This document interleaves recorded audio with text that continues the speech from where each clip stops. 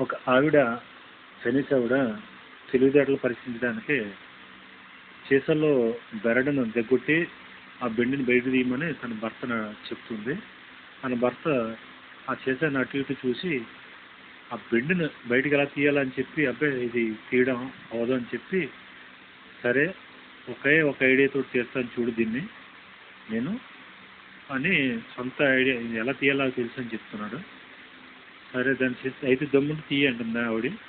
సరే తీస్తాను చూడని అసలు అతను తెలివితేటలకి చాలా నిజంగా మెచ్చుకోవాలన్నమాట. ఒక ప్లాస్టిక్ కవర్ తీసుకుని దాన్ని ఒక మూల చింపాడు. చింపి దాన్ని మెల్లిగా సీసాలోకి పంపించాడు మొత్తం అంతాను.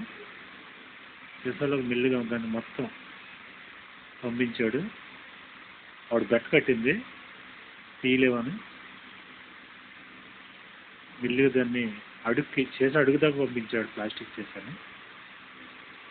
ఆవిడ బెట్ట చెప్తుంది ఇది చేస్తే ఇది కూడా తినే లేదంటే అది నేను తినాలని చెప్తుంది ఆవిడ. ఓకే అన్నాడు. సీసాలో గాలి ఫుల్గా సంచిలో ఫుల్గా గాలి ఊదాడు. దాన్ని ఒక్కసారి పైకి లాగాడు.